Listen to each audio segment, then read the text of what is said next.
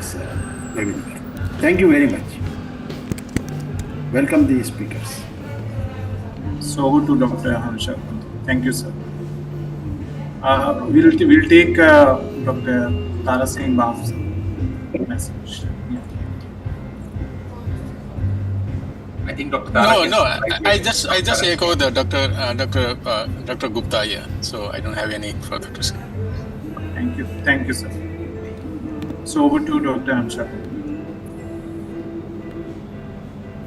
Very good morning, everyone. So thank you so much, sir, Tara sir, and thank you, PC Gupta sir, thank you, Sonu sir, and all the esteemed guest of honors and chief guests for taking out time for this very important webinar. So since we are running late, so I'll just quickly give an introduction about what is tobacco vendor licensing and just an overall landscape in India. Because the specific details the other esteemed speakers would be speaking about.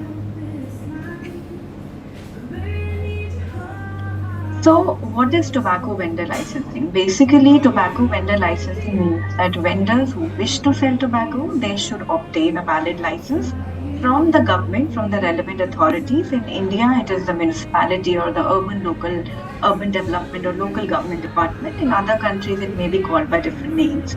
So there are certain eligibility criteria for taking the license. The eligibility criteria are mostly compliance with tobacco control law. So if they comply with tobacco control law, they can get a license. There is a licensing fee which the municipalities or the concerned departments entail. And if they do not comply with the eligibility requirements, there are penalties, there is license suspension and revocation. So all the departments are involved, whereas in India, the municipal department or the urban development department, or in other countries, the license issuing department is the main focal department in this, and health is a driving force and a main igniting factor for implementation of the policy. If we talk about the need of the policy, now this is a sin product and the only product which is being sold without a license, as was informed by all the guests of honors and the speakers. So unregulated point of sale results in large number of unauthorized vendors and informal vending channels. Sale to and by minors, sale near educational institutions, sale of loose cigarettes because the vendors are mobile. So they usually sell in places where there are vulnerable young children. Then direct and indirect promotion or sponsorship or what we call as TAPs, tobacco advertisement, promotion and sponsorship, at the point of sale in the form of posters, banners, etc. So the main aim to regulate the sale and distribution of tobacco products is to protect our minors, as was very well informed by PC sir, that it is to reduce the availability and accessibility of tobacco products.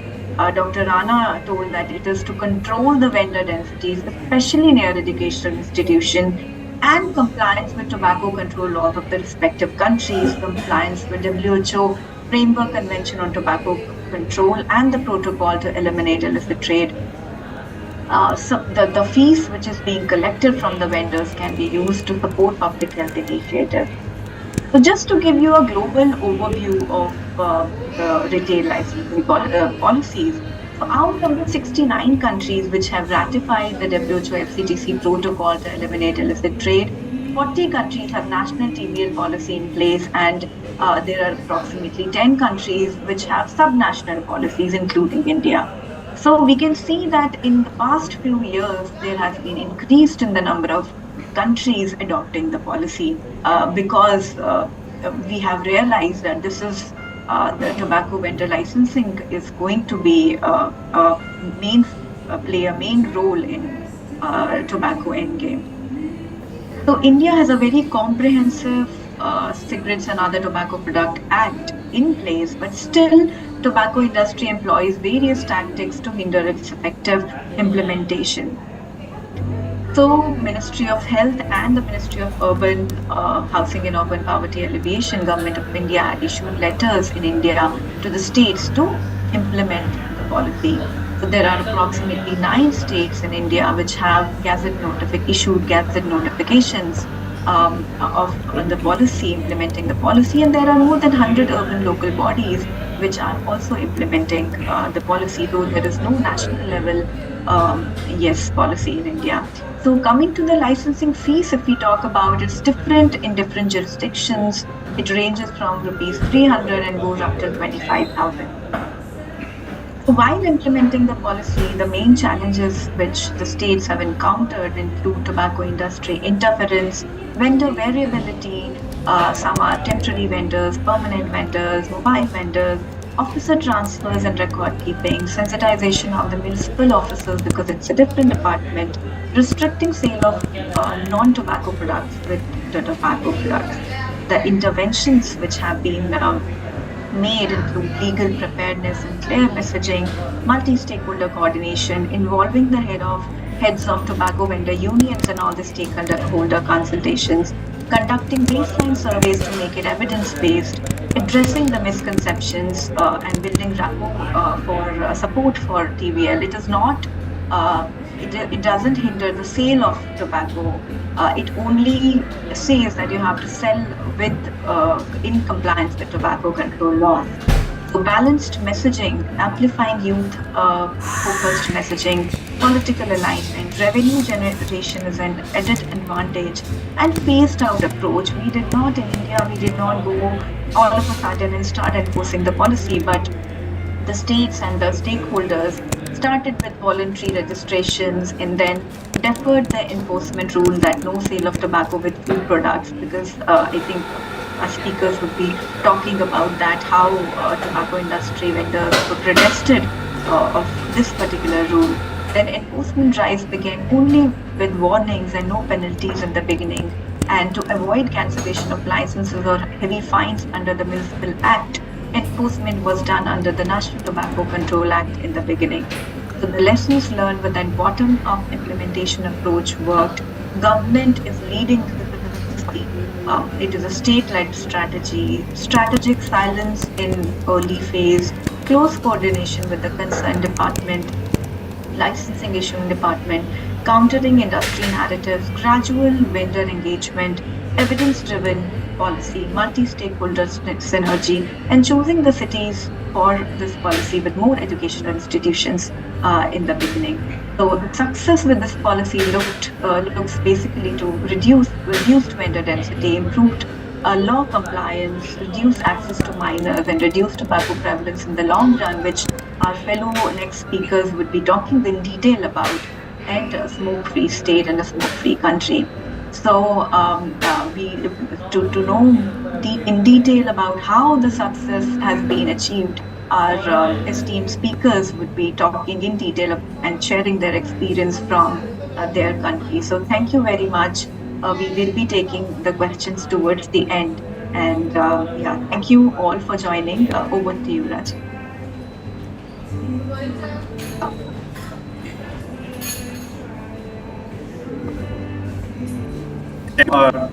Dr. Harsha Kundu for setting this context as so well. So now we have Mr. Sashikant Sharma, Municipal Commissioner, Sikar, India, who will be share India on-ground experience in implementation tobacco vendor licensing. So welcome you, sir. Good morning, distinguished guests, speakers, and participants.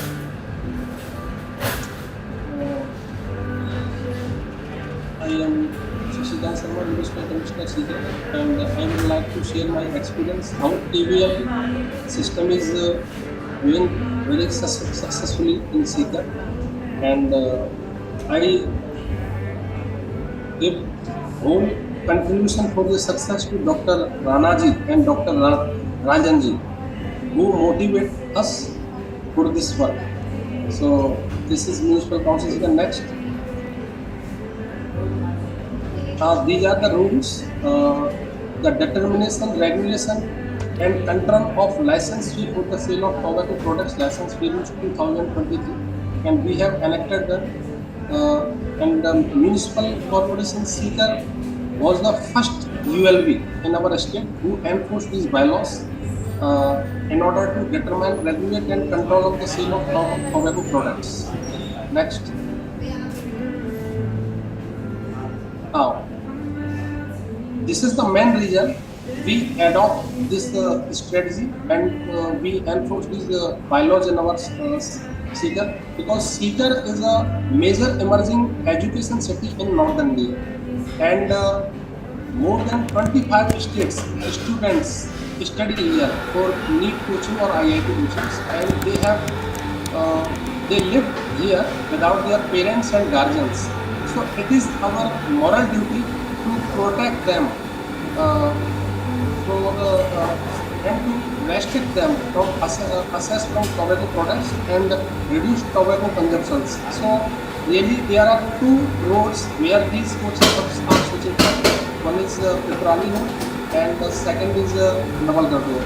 And we declared as fully prohibited zone.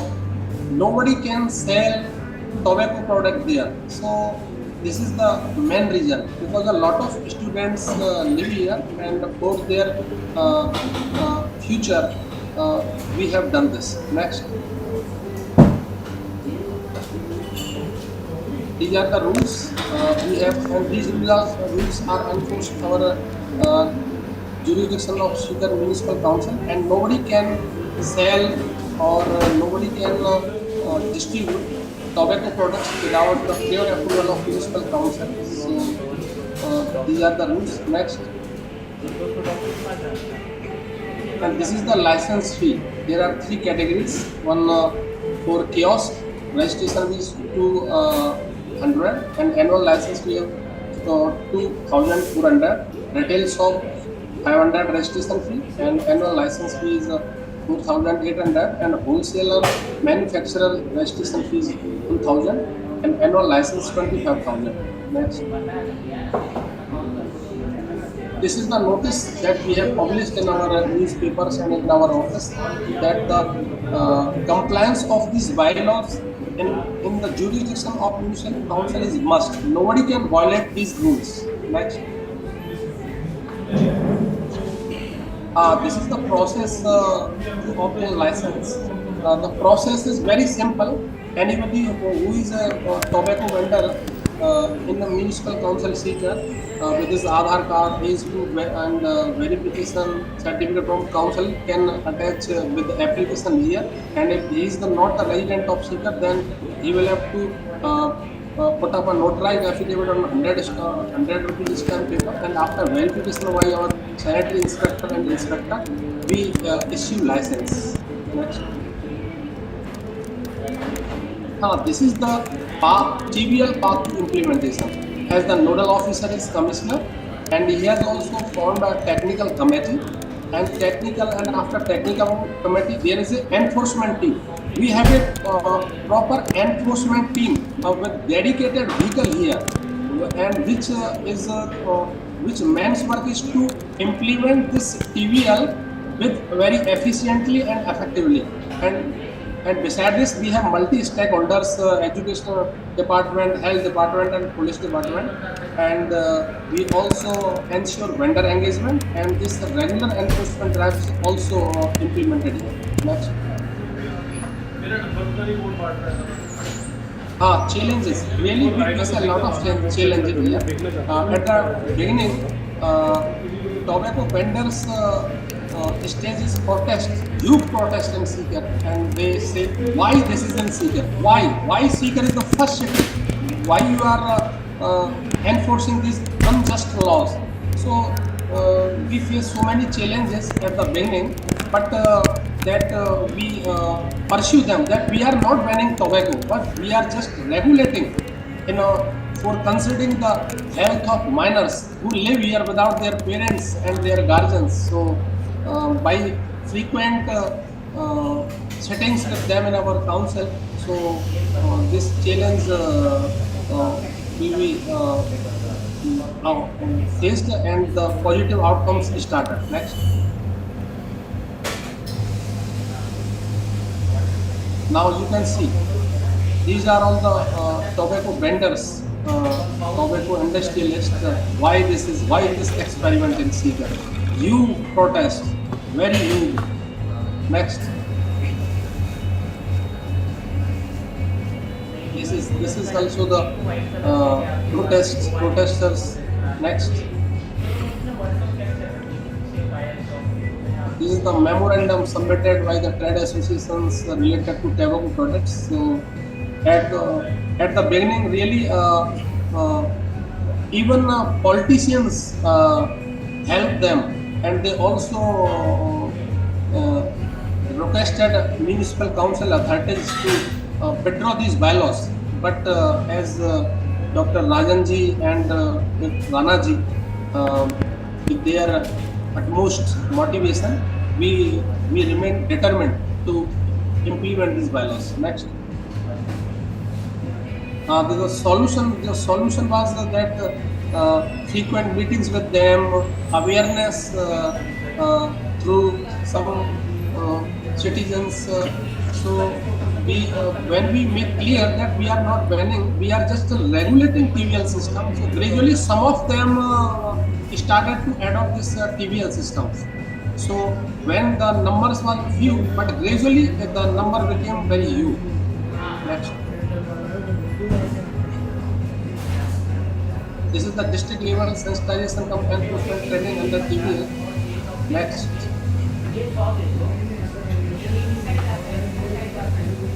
This is our team go to tobacco vendors or pursue them to get a license from municipality. Next. This is the progress report, and we have total applications for 106 and issued license 366, and 54 applications were rejected, and still 6 are pending, and we also get revenue 15 lakh 88,000. So this is our progress report what we have done. Next. Chalaning, we have also installed challan system here, and we have 13 challans here, and impose 7,600 penalty from different vendors. This is the licensing system. This is the performa of license in our municipality. Next. Under Swachh Bharat Mission, we also include TVL system. With the Swachh Bharat Mission, we also promote our TVL system. On these figures, we requested them to advertise the prescribed warning templates. Just you can see there. So, and we also ensure dustbins there. So, along Swachh Bharat Mission, we also implement very efficiently and effectively TVL. Next. These are the best practices. We have to make a formation task force, a special task force, dedicated vehicle here, and with the help of other departments, this team works here very efficiently. And for awareness, we have 72 door-to-door garbage collection vehicles in our municipal councils, and by which we announces about TVL and what are the about our TVL system, about tobacco vending policy. So we also use FM channels, tricycles, and various with the help of media. We are spreading awareness among people. Next.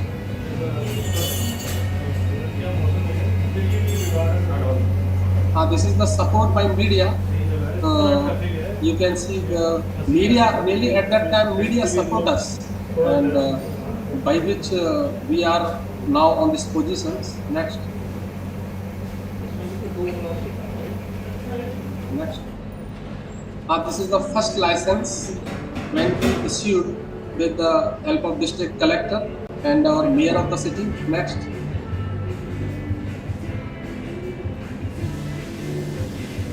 This is the meeting, Dr. Rajanji, and our various stakeholders here. Next.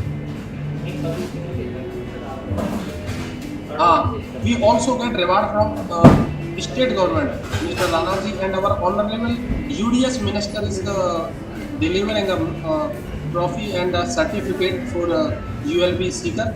So this is a major achievement for the city. Next.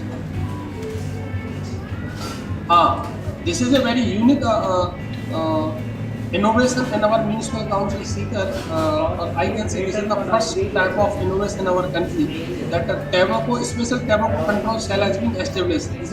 She is our divisional commissioner who inaugurated this cell, and it is dedicated for coordination and monitoring for all the controls, laws, COTPA, NTCP and TVL system.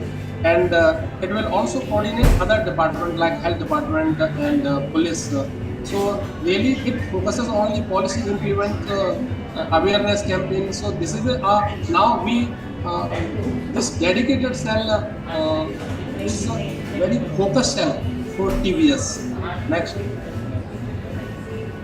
These are our IC tobacco control cell, and it has also been we have published on soaps, different soaps. Next.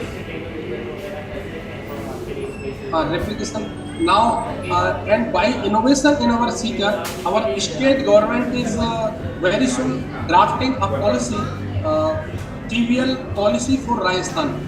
And now this TVL policy also has been implemented in 3 municipal corporations, 4 municipal council and 13 municipalities. And very soon, our principal secretary has assured that this policy will be effectively implemented unifiedly in a whole state. And draft has been framed, and now we are waiting for the implementation of the whole states. Next. So our main motto is how can we make our education sector tobacco free. This is our motto. Next.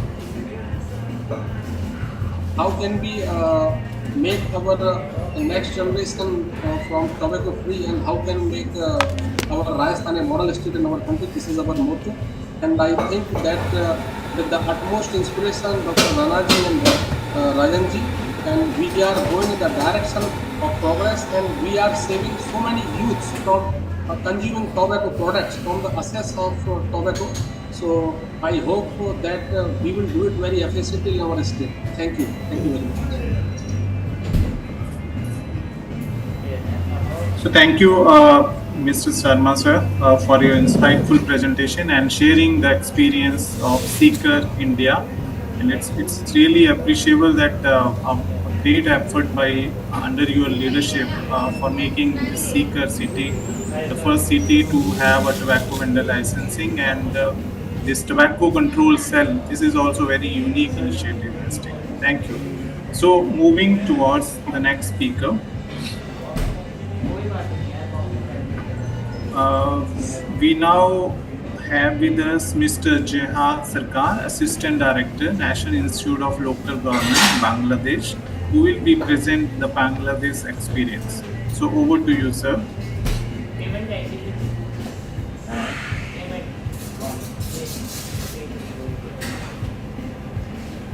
Thank you very much.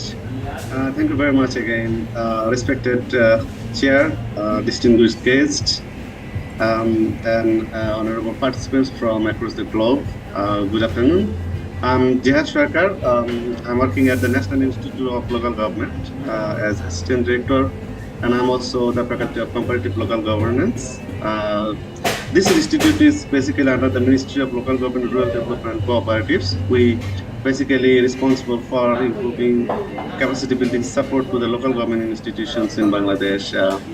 I would also like to express my sincere gratitude to the organizers for inviting me in this prestigious event. I'm really happy to see that lots of people joined in this event from across the globe, and I'm also learning a lot of things from you all. I believe that this platform will generate meaningful insights and also foster valuable collaboration among participating organizations from across the globe. Let me just start with the local government system in Bangladesh, and then I will also present the key provisions for tobacco control, and I will present our case study on tobacco licensing, tobacco vendor licensing in case of Bangladesh. So let me just share a little bit about the system, local government system. I know the friends, those who attended from India, our system is almost same. So we have two types of local government system in Bangladesh, urban and rural. In urban part, we have municipality and city corporation, and in rural part, district council, sub-district council, and union council. So we have 5 different types of local governments. Out of these, union council, municipality, and city corporation, these 3 tier are basically responsible for issuing license in case of Bangladesh. So moving to this, let me just share the key positions for tobacco control licensing. I mean, how, and maybe I'm not gonna present the detailed procedures, but I will just give you the, legal aspects, and also I will share some of the aspects at the end of my presentation.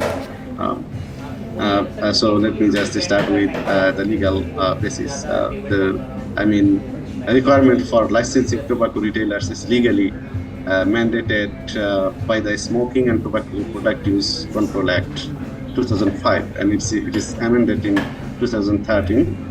And also we have rules which has been promulgated in 2015. And moreover, for the local government institutions, we have Tobacco Control Implementation Guideline. This is the mother document for the local government institutions in Bangladesh. This document basically provided the process and procedures on how to control tobacco use at the local level, particularly both at rural and urban areas. So as you can see that definitely, as I mentioned, that city corporation, municipality, union parishad, these are the 3 local government tier who is responsible for issuing tobacco license, and the license must be renewed annually and with the payment of fees as determined by the model tax schedule. We have model tax schedule for the municipality, for the city corporation, and for the union parishad. So these are 3 local government institutions that they have model tax schedule, and this schedule has already predetermined the amount of fees that they should charge while the businessmen apply for getting tobacco licensing and other business licenses as well. So there is actually provision in case of Bangladesh that each retail outlet must process a separate license, and licenses are prohibited for shops located within 100 meters of educational institutions and healthcare centers. As in the case of India also, we have seen that in India the same provisions are there. In Bangladesh, the guideline clearly stated that even the local authority can impose other areas as tobacco free, that the tobacco product cannot be actually sold out. Sold in a particular area. So it is the local authority who can decide it. Duties delegated from central to local. So it's completely delegated to the local authority. The local authority can decide by themselves if they like to restrict in a particular area. They can do it. And we have seen many local governments they did it. They are practicing it right now. And also there is one more provision in case of Bangladesh that they should actually display their tobacco license certificate, and it should be publicly visible so people can see it. Okay, so let me also share the compliance license and prohibited areas. So each retail outlet must possess a separate license, and licenses are prohibited for shops located within 100 meters of education, as I said. So licenses are actually obligated to comply with all provisions of the relevant Act rules, and local government institutions are responsible for regular inspection, monitoring, and enforcement. So let me just share one case study, tobacco licensing to retailers. So this actually figure shows, recently we collected this data and we found that we review licenses issued by 29 municipalities, which shows that from a low of 3 to high of 380 licenses already issued by the municipality. The total number across these 29 municipalities is 4,150 licenses. And we found some of the municipalities, and top municipalities like Zineda, Magura, Khulna, and other hold a substantial share, with suggesting a high level of formal regulation in these specific areas. The data we shared on this slide is updated through March 2025. We are continuously working on this initiative and updating our figures. And I must acknowledge the tireless efforts of 3 leading non-government organizations in Bangladesh, Aid Foundation, Gram Bangla, and NATAP, who are working tirelessly on vendor licensing across all local government institutions in Bangladesh. As we NRG, from our part, we are actually matching this commitment from the government side. And definitely, we are also closely working with the non-government organizations to advance tobacco control at the local level. With both government and non-government NGOs working intensively, we supported from Vital Strategies. Actually, Vital Strategies is supporting both technical side and financial side, and I'm personally optimistic that this figure will show a massive positive change within next year. So this is my last slide actually. As I mentioned, the legal basis, our strength lies in the strong regulatory framework and the fact that local governments are central to enforcement. However, there is still room for improvement. Our improvement priorities maybe included the need to standardize enforcement across all local government institutions. This means that standardizing license fees, ensuring regular inspections, boosting local government institutions' capacity, and expanding outreach. And finally, we need a harmonized approach that enables government and non-government institutions to collaborate effectively with local government institutions. And so this is all from my side. And finally, I could say that the licensing system is a vital tool, and consistent, standardized local government institutions enforcement is the key to maximizing its public health impact. And we believe that one day we will be able to achieve our dream under the leadership of course, I could say Vital Strategies, those who are supporting us financially and technically. And we strongly believe that our local government institutions will be able to fully enforce the policies, the acts, rules, and guidelines that has been enacted over time. And our local governments are committed to really prohibit tobacco use, particularly among the young generations. This is all from my side, and thank you very much for inviting me. Yeah, so thank you, Mr. Sarkar, for sharing this progress from the Bangladesh, and it's really appreciable that Bangladesh has done a tremendous work in this particular policy category. So thanks a lot. Next, we have Ms. Melinda Haynes, Associate Professor, Seamless University, Budapest, Hungary, who will present the experience from Hungary. So I welcome Ms. Melinda Haynes. Thank you. Yeah.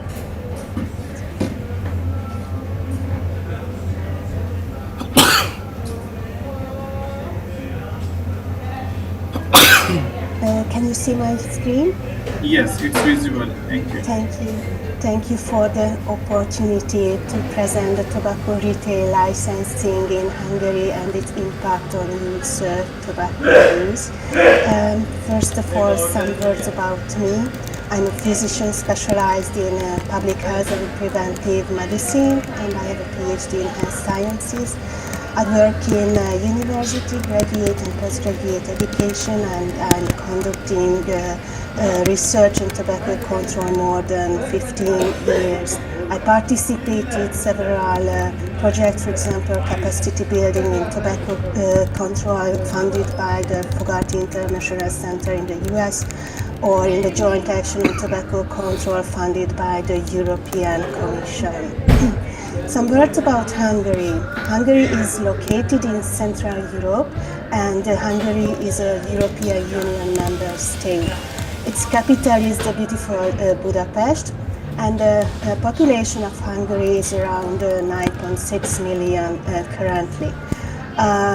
Regarding the ethnic groups, the majority of the population is Hungarian, and only a small proportion has a Roma or German ethnicity.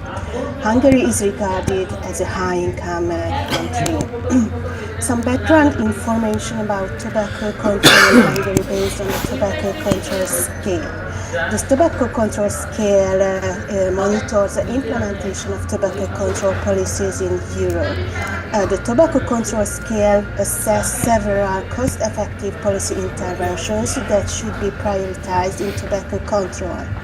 According to the tobacco control scale, in 2010, Hungary ranked very low with only 34 points, while in 2021, Hungary was recognized within the top countries achieving high level of tobacco control implementation. However, this index did not count with tobacco retail reduction measures.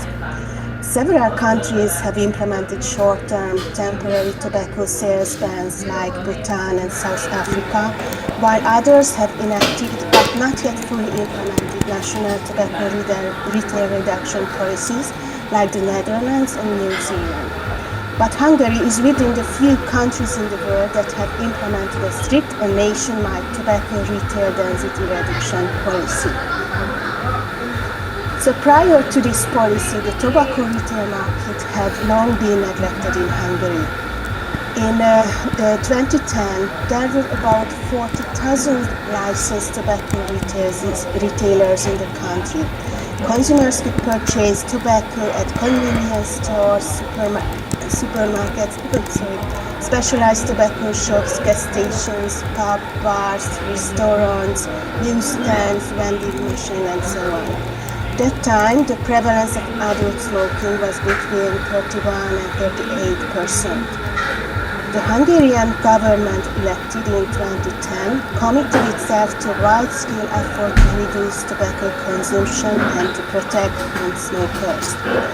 First, a comprehensive clean air policy was introduced on the 1st of January 2012 for the protection of non-smokers, banning smoking in all enclosed public places, including, for example, workplaces, restaurants, education institutions, and some outdoor public places, for example, playgrounds.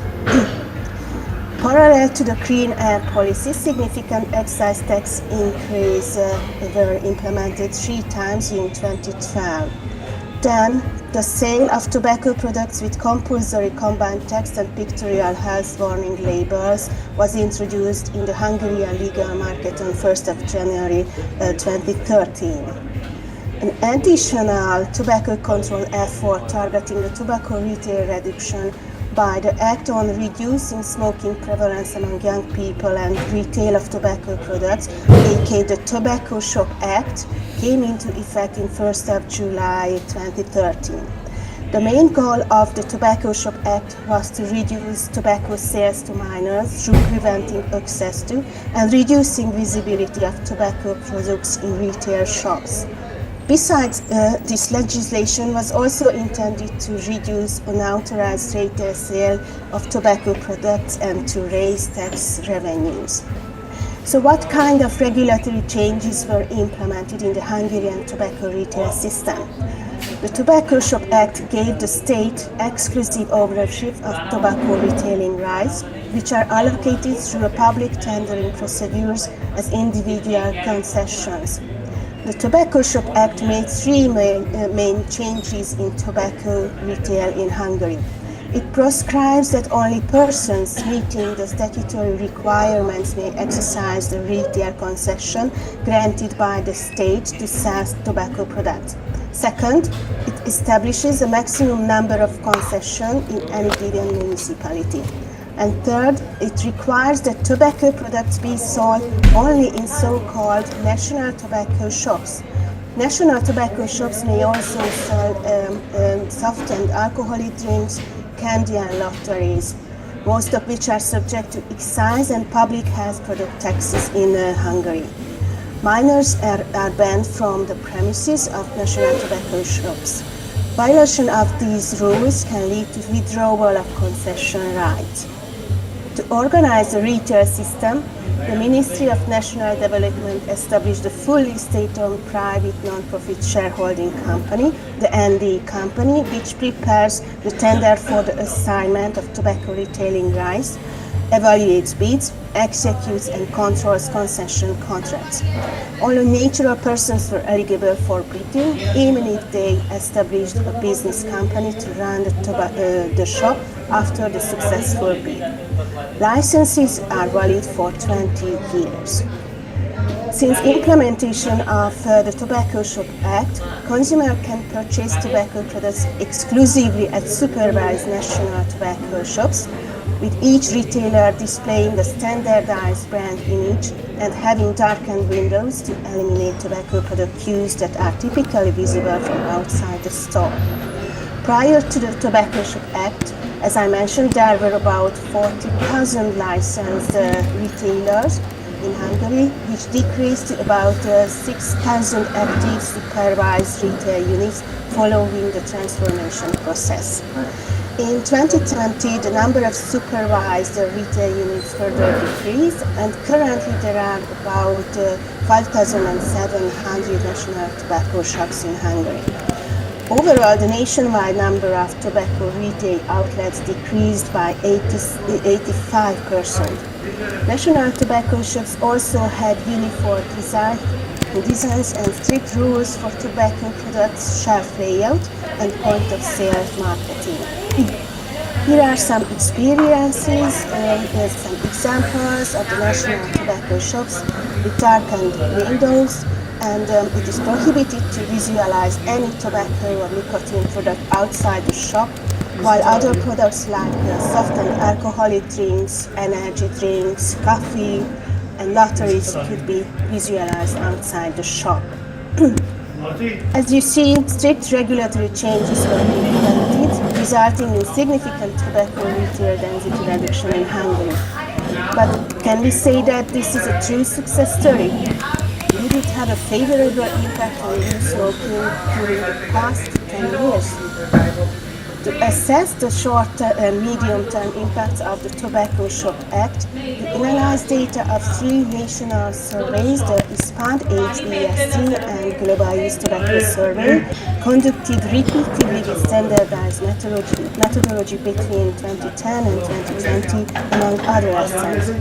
We calculated changes in lifetime and current cigarette use among Hungarian adolescents aged 13 and 16 years. All 3 national surveys detected decreasing lifetime and current cigarette smoking among adolescents after the comprehensive legislative changes. However, the ESPAD and HBSC surveys observed slightly moderate decline in youth cigarette smoking rates. Furthermore, it seems that the decline was more pronounced on the short term. Access to tobacco products was measured only in the Global Youth Tobacco Survey. After the Tobacco Shop Act, the proportion of youth purchasing tobacco products in retail shops sharply decreased, and the declining trend could be detected in the proportion of youth reporting they had purchased illicit tobacco products without excise stamps. So the tobacco retail reduction measure achieved its regulatory intent by curbing the availability and access to tobacco products among minors, with a documented 62% decrease in the illegal sales rate from 2012 to 2020. However, An increasing prevalence of compensatory access strategies, mainly use asking others to buy cigarettes on their behalf, was also observed. In the meantime, a new tobacco product was introduced in the Hungarian retail market, the heated tobacco product, in 2019. 5.5 years after its introduction, you can see that HTP's market share is almost 1/5 in Hungary. Consequently, both conventional cigarette and loose tobacco sales were decreased to around 35% in 2024. But did the restructuring of tobacco product sales have an impact on adult and adolescent consumption and tobacco use prevalence rates? Another important change in the meantime was the massive and aggressive appearance of CSR activities of the tobacco industry in Hungary.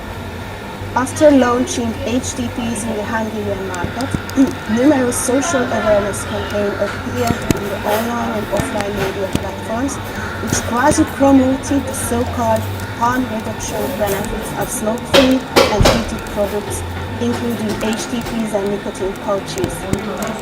You can see the number of new unique media items for social awareness by quarters of years from 2019 on this slide. In overall, more than 15,600 media appearances were detected in various platforms in the last 5 years.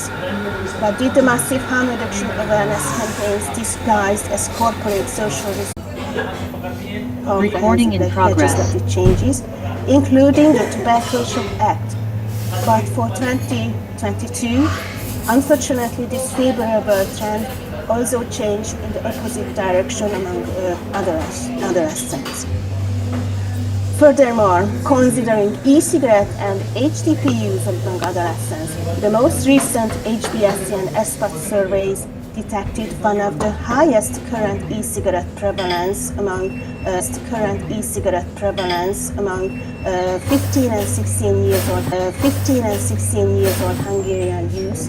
So about 1/3 of these youths are current e-cigarette users or poly-users. Moreover, about 20% of 14 and 15 years old Hungarian adolescents are current HTP users. So finally, my key messages are the following from a Hungarian perspective. Our real-world findings support that the strict tobacco retailer licensing system embedded in simultaneous comprehensive tobacco control policies could be an essential and promising policy to reach tobacco endgame goals and can successfully prevent youth access to retail sources of tobacco products. Furthermore, the Tobacco Shop Act appears to have contributed to significant reduction harm. However, its effects may not be sustainable on the long term, and it seems that the retail density reduction policy did not have an impact on emerging tobacco and nicotine products use. Therefore, continuous monitoring of the effect of tobacco control policies and changes in youth and adult tobacco and nicotine product use is necessary, along with implementing additional comprehensive policies targeting all tobacco and nicotine products to supply the users and the tobacco control institutional structure. Thank you for your attention, and I'm happy to answer for your questions.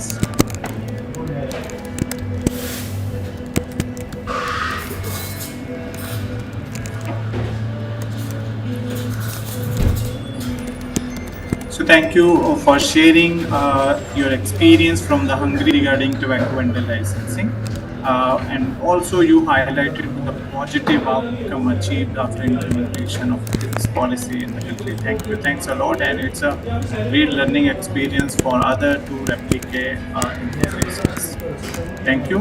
So now we have Ms. Sabita Bhatt. She is Program Technical Officer, Tobacco Control Vital Strategy from Singapore, to share the Singapore experience on tobacco vendor licensing.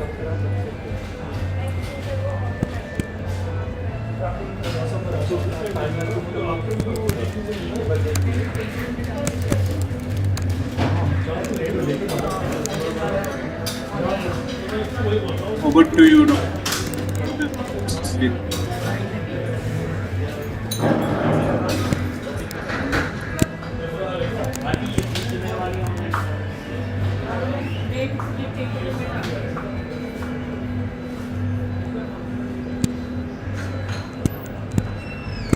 Can you unmute now?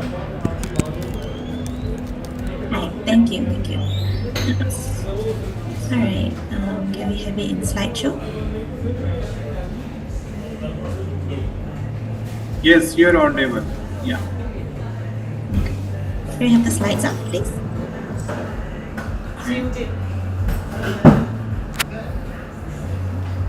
All right, thank you. So good day to my fellow distinguished speakers, participants and organizers. So like Rajesh said, I work in Vital Strategies Singapore office for the Tobacco Control Department. And today I'll be sharing about how tobacco vendor licensing works in Singapore. Next slide, please. So Singapore first established its tobacco control law over 32 years ago in 1993. So the tobacco retail license was introduced in 1998, and it was followed by the licenses for tobacco importers and wholesalers in 2003.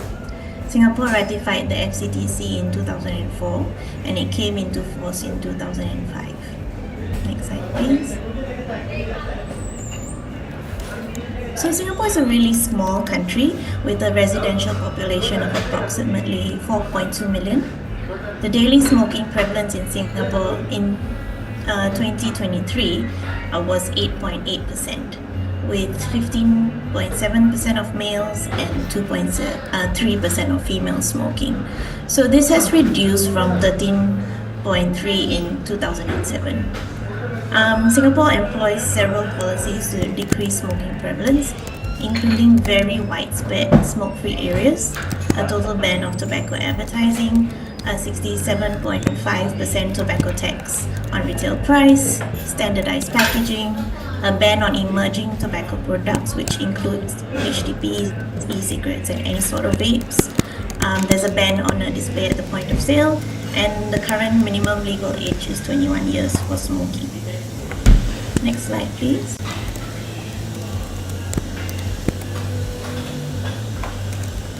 Next, yeah.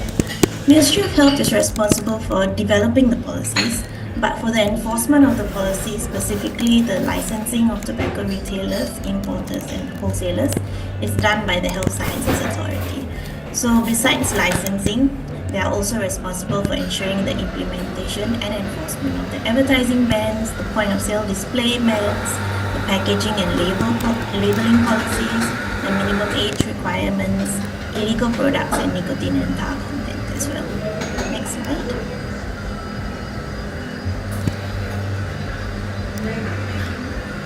Alright, so diving a little bit more into the tobacco retail licensing specifically, like I said, it was implemented in 1998 with the primary goal to enforce the minimum legal age and other sales restrictions. So the minimum age at that time was 18 years old, but now it has increased to 21 years old in 2021. So a new license application is about 400 Singapore dollars, which is about 310 USD. And it has to be renewed annually, so that's about 300 Singapore dollars every year. And if you need to change or amend the license, it's an additional $60 Singapore. And all applications are very easily submitted online, so all your documents go through the online portal. Next, please.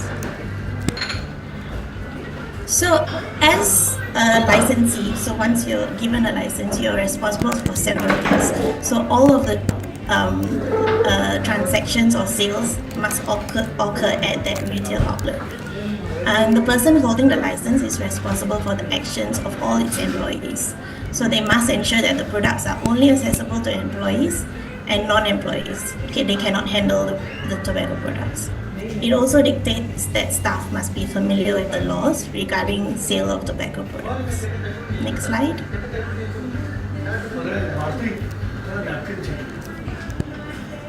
Okay, so the license also governs how the tobacco products are displayed. So it outlines the ban of display of tobacco products at the point of sale. And the retail outlet is also responsible for verifying the minimum age of the buyers. The outlet is also responsible for comprehensively recording all tobacco transactions. So they have to produce the receipts for all of it, all their sales. Next.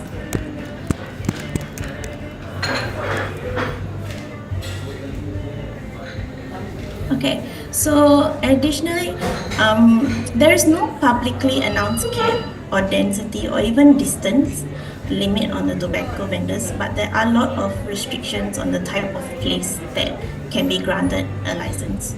So the retail outlet is not allowed to be a makeshift or temporary stall. So it means that no carts or pop-up shops or kiosks can sell tobacco in Singapore. Licenses cannot be issued to retail outlets that are considered medical facilities. So this includes hospitals, clinics, pharmacies, and even traditional medicine places. Licenses cannot be issued to youth-centric places. So this includes educational facilities, all forms of it, and even gaming arcades. And lastly, tobacco cannot be sold in rehabilitation homes. Next slide. So building on that, there's also a license for importers and wholesalers really quickly. So it was implemented in 2003, and this better regulates the supply and distribution of the tobacco products and ensures greater accountability and compliance. So the cost of each license is about 2,700 Singapore dollars, which is about 2,100 USD. And again, it needs to be renewed every year.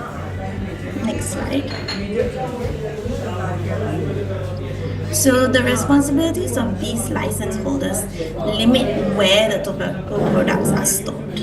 So the licensee must record and report any new tobacco products that are not listed in the initial license application, and the licensee must provide samples. So this is to ensure the products are following all the national policies and requirements, and no illegal products are being imported into the country. So Singapore doesn't produce any of its own tobacco, so everything that we have is imported from overseas. Next slide. So if any of these rules or responsibilities are broken, the licensee will face fines, suspension, or even a revocation of the license. So the Health Sciences Authority will investigate and evaluate the severity of the violation. For example, selling to minors intentionally might be a more severe than, let's say, forgetting to close the cabinet after selling the product. So the fine is quite hefty. The first offence will be about 5,000 Singapore dollars, and second and subsequent offences will be fines not exceeding 10,000 Singapore dollars.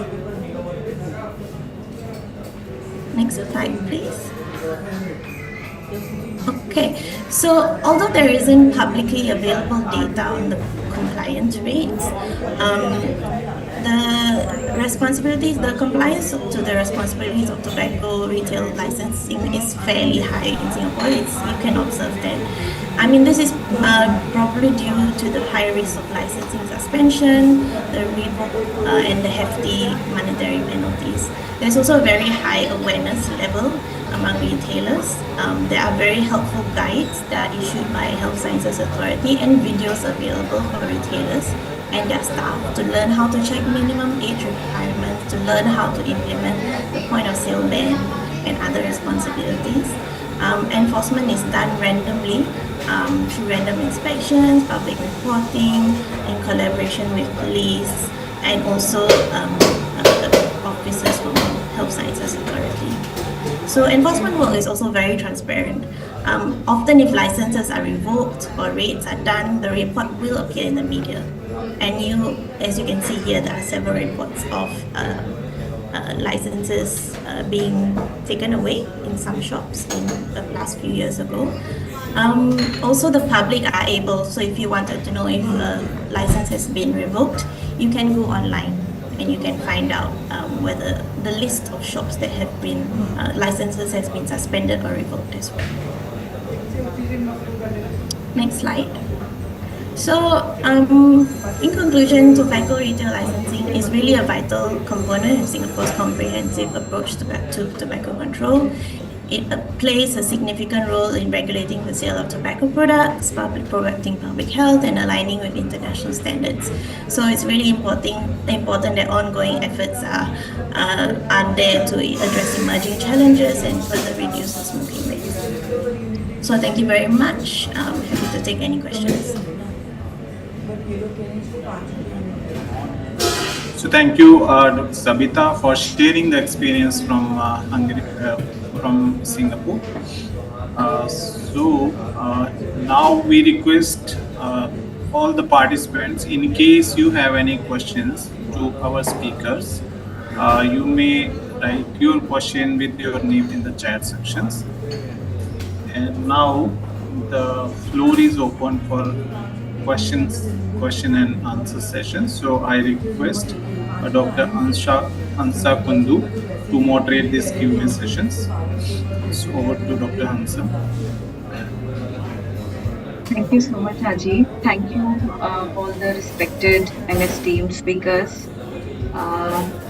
It was really enlightening, the session, and to know that